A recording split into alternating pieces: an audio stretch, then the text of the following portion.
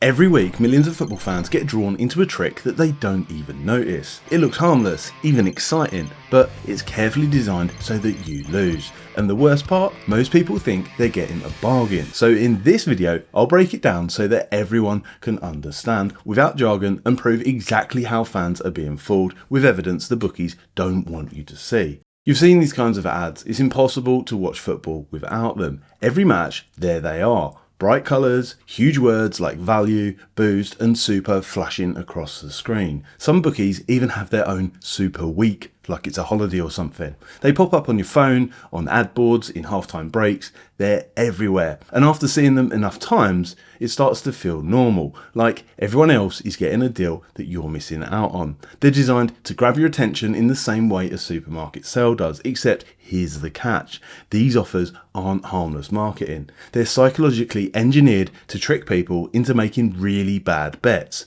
They make you think you're getting extra value when, in reality, you're just being nudged into a worse deal. It feels like a bargain, but really, it's just subtle manipulation disguised as generosity. Here's an outrageous but real example I see the other week. Let's break it down, just so you can see how all of these tricks work.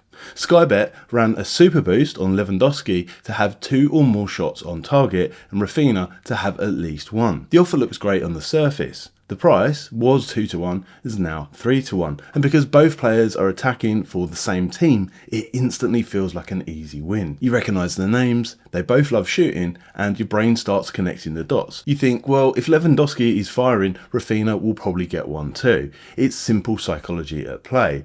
It's not about the numbers, it's about the story. The bet sounds logical. It feels achievable and it's wrapped in that comforting glow of familiarity. Now, just to be clear, this isn't about Sky Bet specifically.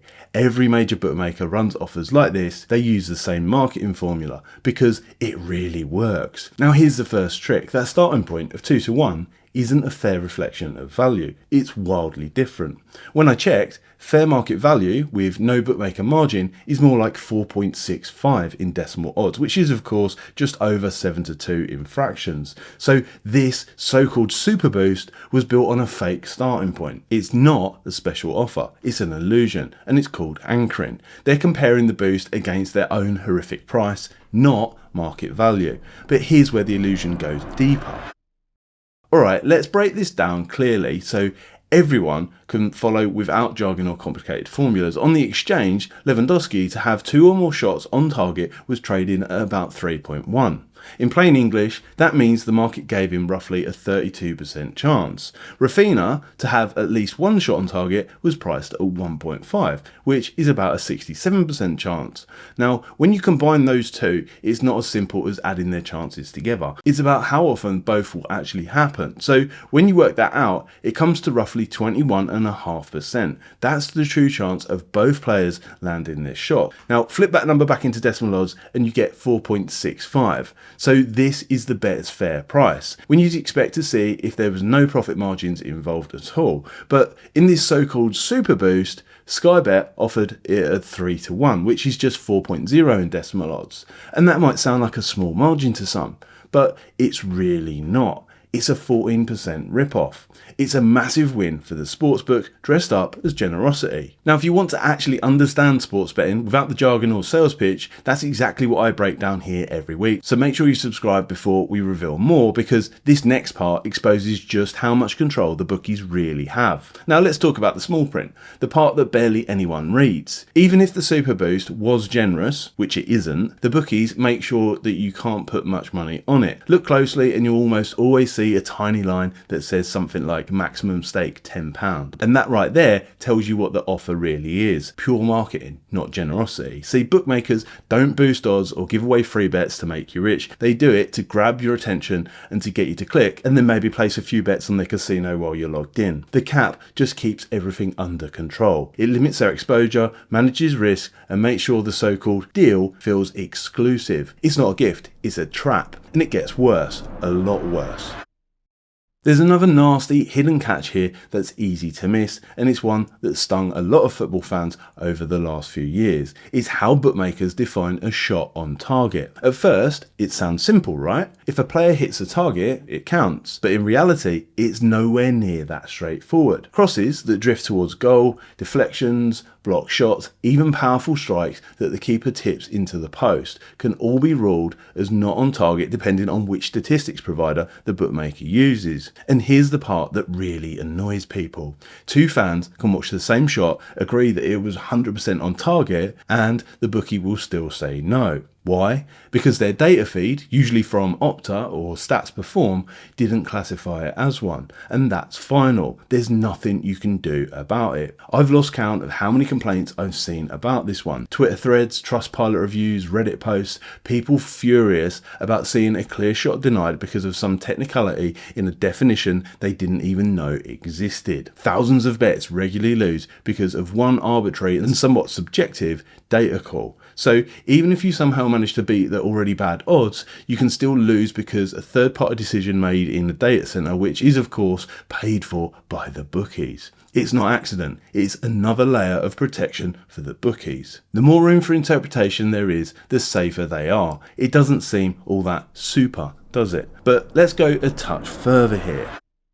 I just know there'll be a bunch of comments and questions about this, so I want to address it now. Correlation. A lot of fans see a bet like this and think, well, Lewandowski and Rafinha play together. If one's taking shots, the other probably is too. And that's why the price is lower. But that's not what's going on. The lower price isn't because the events are connected. In reality, that link between them is much weaker than most people think. What feels connected on pitch doesn't add up in the numbers. But this is the exact kind of logic that the bookies quietly rely on. See, correlation just means two things happening in the same game, not necessarily at the same time or for the same reason. You'd need a really strong link between those events to make their boosted price fair. You'd need a correlation of around 16% just to make this 3-to-1 price slightly reasonable. In most matches, it doesn't even come close. Lewandowski could have 5 shots while Rafinha barely gets a touch and your bet loses. That's why these same game or bet builder style bets are gold mines for the bookies. They feel connected, but statistically, they're just not. It's just another cognitive bias the bookies are playing to in order to trick the masses. It's logical enough to sound smart, but not logical enough to beat the maths.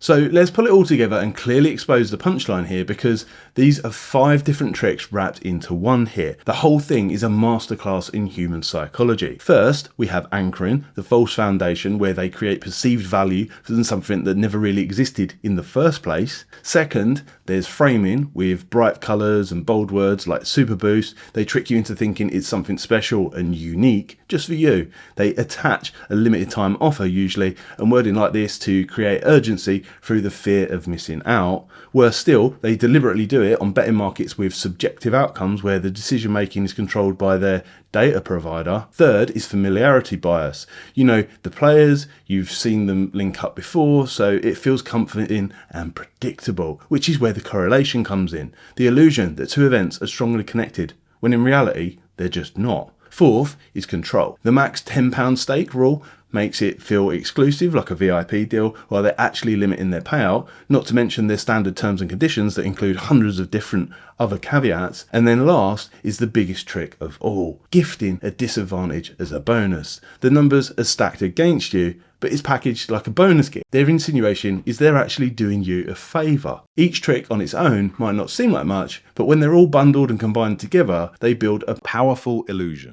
One that makes millions of fans believe they're outsmarting the bookie, when in reality, the bookie is outsmarting them. It's not luck, it's by design. And they do it over and over again. So the next time you see a so-called boost, remember this: the numbers don't lie and the house always wins. But here's the thing, not every betting strategy is designed to rip you off. There are ways to find genuine edges if you know where to look. And in the next video, I'll show you one betting strategy that actually works and why the bookies can't stop it.